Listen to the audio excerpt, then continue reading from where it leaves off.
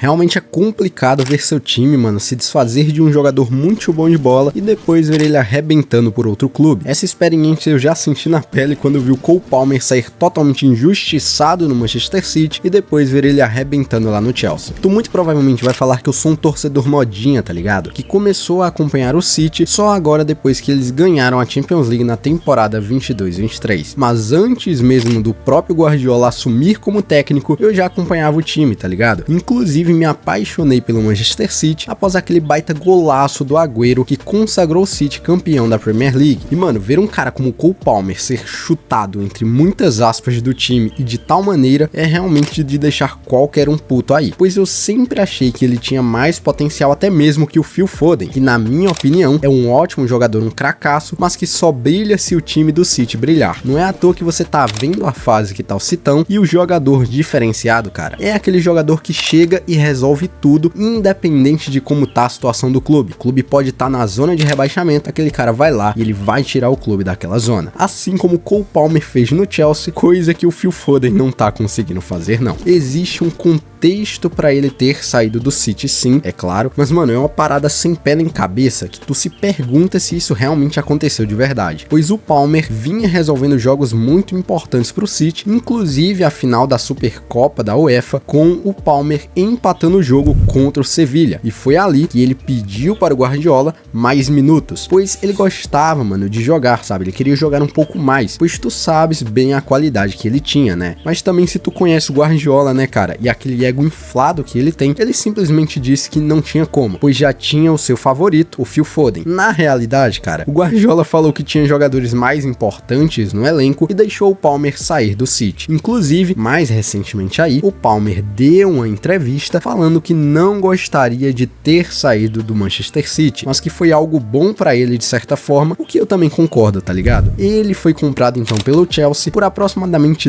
32 milhõezinhos de euros, né, troco de pão. E mesmo o Chelsea naquela fase meio esquisita na última temporada, o Palmer mostrou que era um cara diferenciado e carregou o time na última temporada, sendo vice-artilheiro da Premier League, perdendo apenas para o cometa Erling Haaland do Manchester City. E se tu pensa que o City não sentiu falta, cara, porque o Foden também tava brilhando, nessa temporada o Palmer também tava avassalador, são 20 participações em gols na Premier League, um dos artilheiros da competição, e o Manchester City, né, cara, digamos que precisa urgentemente de um meia como o Palmer, pois a fase tá péssima. Eu não sei se o Guardiola se arrepende ou não, mas fato é que o Palmer muito provavelmente faria grande diferença no time hoje em dia, ainda mais se tu vê como tá o De Bruyne, Phil Foden e Bernardo Silva nesse time, né, cara, totalmente em decadência. Então eu acredito que sim, o Palmer faria uma bela diferença nesse time. E salve, salve, rapaziada, sejam mais do que bem-vindos ao Fut Day. Meu nome é Caio, sou o dono e apresentador, e se o Palmer saiu meio que chutado no Manchester City, o Toni Kroos meio que foi chutado também lá do Bayern de Munique, que deve se arrepender amargamente até hoje de ter deixado um cara como Toni Kroos sair do clube por um preço de banana. O Toni Kroos, cara, se tornou o que se tornou no Real Madrid, todo mundo sabe, mas o que poucos sabem, ou na verdade muitos devem saber, né, é que o Toni Kroos evidentemente já passou pelo maior clube da Alemanha, o Bayern de Munique.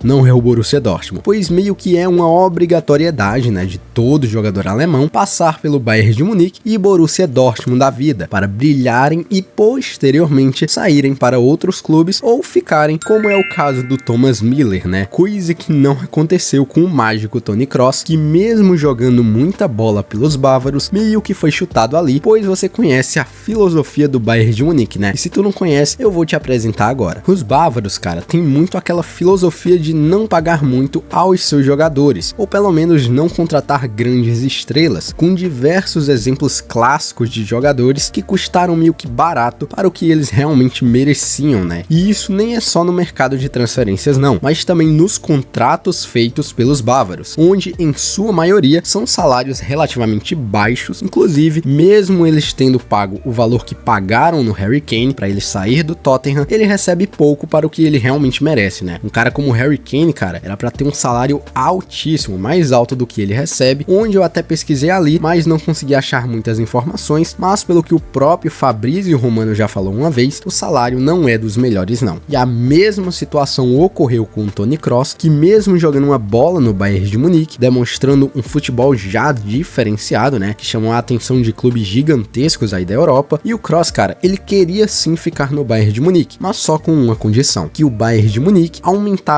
um pouco mais do seu salário, que na época era muito pouco. Conhecendo o Bayern de Munique, né, cara, tu muito provavelmente sabe o que realmente aconteceu, né? Eles simplesmente, cara, cagaram e negaram aumentar o salário do homem. E se tu moscou com um jogador promissor no teu clube, o Florentino Pérez vai lá e pega pra ele o que realmente aconteceu com o Toni Kroos. O resto é história, todo mundo sabe. Kroos formou um dos trios de meio-campistas mais insanos do futebol, ao lado do Modric e também do Casemiro, ganhando praticamente tudo e logo sentindo as glórias de jogar pelo maior clube do planeta Terra, o Real Madrid. São basicamente 6 Champions League, uma consistência absurda, se tornando facilmente um dos melhores meios do mundo e da história. Já o Bayern de Munique, né, cara, embora tenha vendido um sniper dos passes como Toni Kroos, talvez não tenha se arrependido tanto assim não, pois não sentiu tanta falta assim do Toni Kroos. E se o Bayern de Munique se arrependeu, foi mais porque o Kroos poderia ter sido um ídolo para eles. Mas vai saber se isso realmente aconteceria por lá, né, cara? E já que a gente falou de Real Madrid, né, cara, o clube merengue simplesmente deixou sair o que muito provavelmente seria o sucessor ideal do Toni Kroos no futuro, o norueguês Martin Odegaard. Exatamente, mano, o Odegaard fazia parte das categorias de base do Real Madrid, sendo um puta talento a ser lapidado pro futuro, mas que foi meio que chutado do Real Madrid há alguns aninhos aí atrás. Saca só, cara, o Real Madrid nunca foi de ter uma puta categoria de base não, já que esse posto fica pro Barcelona, né, que tem a La Masia, que revelou muitos craques ao decorrer dos anos e continua revelando, até que surgia no Real Madrid um tal de Martin Odegaard, um norueguês muito bom de bola, muito promissor, que jogava como meia ofensivo, e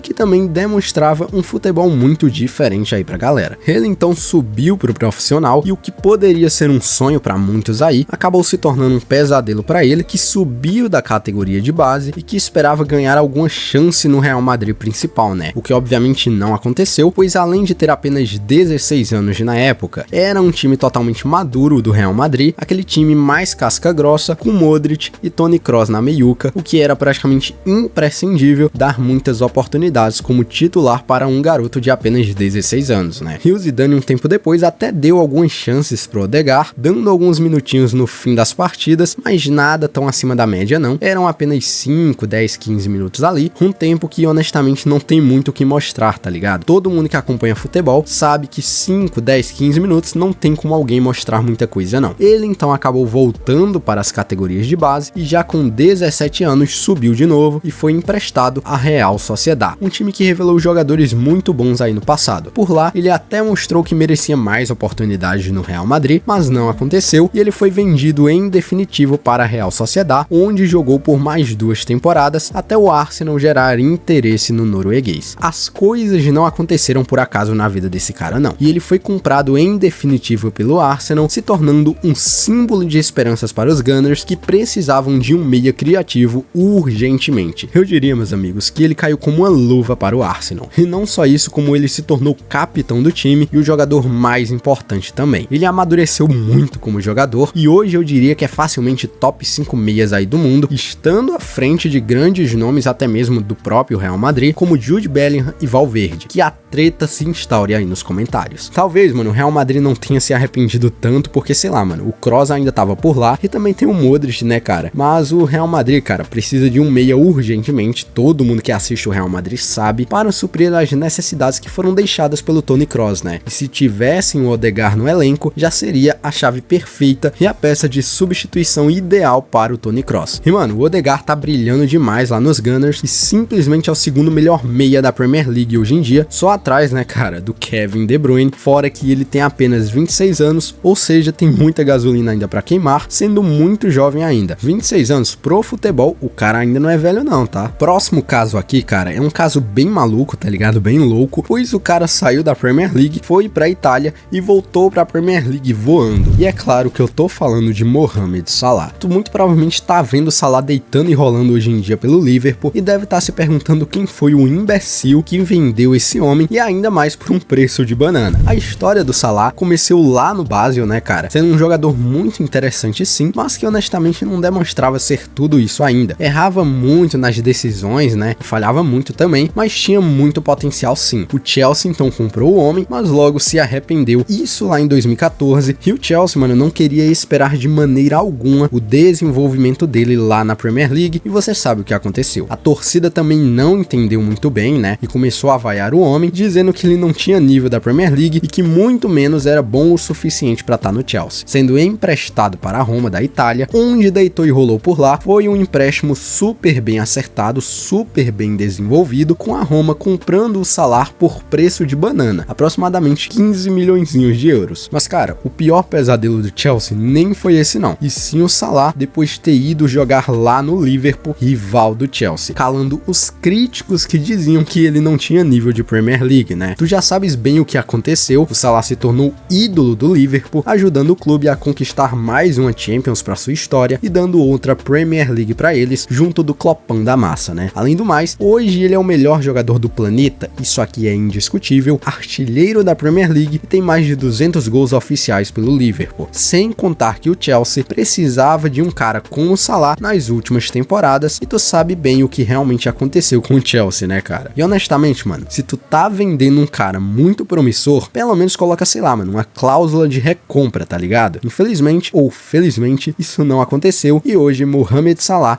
é outro jogador, completamente diferente do que ele era no Chelsea e também na Roma. E eu aposto que os Blues se arrependem, principalmente a torcida, que vaiou o cara logo no início da carreira dele. Como pode isso, né, cara? E sem muitos motivos, tá? Então, cara, Mohamed Salah é um caso muito louco sim. E o próximo da lista é um goleiro que defendeu o Manchester United, né, cara? Rival do Liverpool, rival do Salah, onde foi jogado para os lobos comerem por Erik ten Hag, o careca mais arrogante, prepotente e imbecil da história do futebol. Exatamente, eu tô falando do goleiro espanhol De Gea. Mano, o De Gea sempre foi um ótimo goleiro, é indiscutível, sempre buscou o jogo e foi cobiçado pelos maiores clubes da Europa um tempo atrás. Inclusive, foi comparado com uma lenda do próprio Manchester United, tá? O goleiro Peter Schmeichel, que ganhou inúmeros títulos pelos Red Devils, defendendo o clube por anos e se tornando uma lenda total. Então, ser colocado nesse mesmo patamar do Peter Schmeichel, cara, pela torcida, é algo digno de um grande goleiro e de um ótimo goleiro, né? Coisa que realmente o De Gea é. Mas devido a um técnico arrogante, ele foi chutado do Manchester United lá na temporada 23-24. Essa história é maluca sim, pois a fase do De Gea era realmente questionável mesmo, mas pelo tanto que ele defendeu nas últimas temporadas, é até aceitável, fora que ele era um goleiro muito constante sim. Ele falhou sim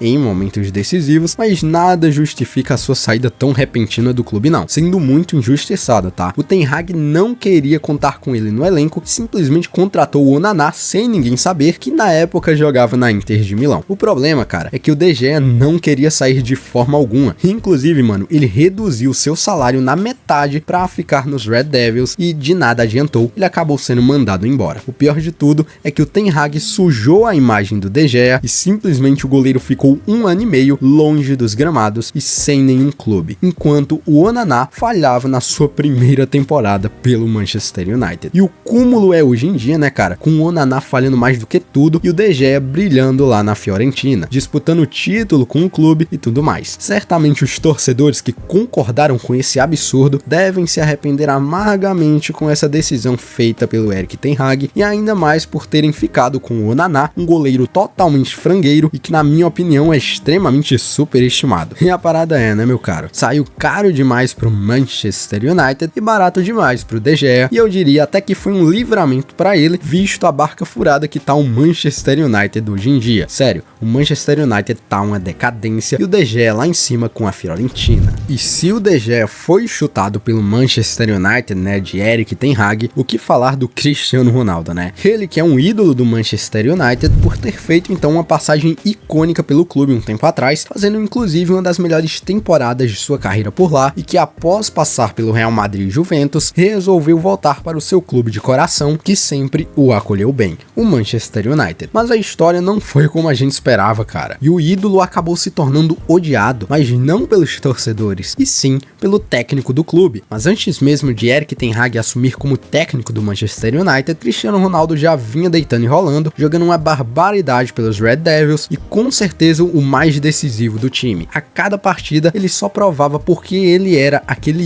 ícone que ele era, até chegar o Erik ten Hag e meter o homem no banco, dizendo que ele atrapalhava o time. Qual é, né, cara? Como tu fala isso do homem que carregou o clube por um bom tempo? E ainda mais um cara como Cristiano Ronaldo, tá ligado? Que sempre teve muita dedicação e fome de gol. E isso gerou uma treta imensa entre eles, e o Cristiano Ronaldo deu uma entrevista dizendo que não era respeitado dentro do clube e que não havia respeito entre ele e o Ten Hag porque ele também não o respeitava. Isso foi o estopim e Cristiano Ronaldo resolveu arrumar as suas malinhas e vazar do clube lá em 2022 após a Copa do Mundo. E ao que tudo indicava, cara, sua carreira meio que já era, tá ligado? Pois ele foi jogar lá no Al Nassr da Arábia Saudita, mas o que nem todos esperavam é que o homem mais uma vez provou porque é conhecido como um dos melhores jogadores da história e começou a meter gol a rodo, enquanto o Manchester United caiu numa crise bizonha, até mesmo com Erik ten Hag sendo demitido. Certamente a culpa não é do Cristiano Ronaldo, não. E a gente fecha essa lista falando do El Pistoleiro Dente de Rato Luizito Soares e sua saída melancólica do Barcelona. Após um pouco de decadência de Luis Soares no time do Barcelona, atuações bem questionáveis de um craque que até então não tinha fase ruim, a diretoria do Barcelona cometeu uma caquinha, né? E simplesmente disse que não dava mais e mandou o Luis Soares pastar do time. Em uma diretoria completamente bagunçada como a do Barcelona, que inclusive deve sair um vídeo depois aqui no canal falando um pouco mais sobre o Barcelona, e mano, chutou um ídolo pra fora do time, indo parar de novo no rival,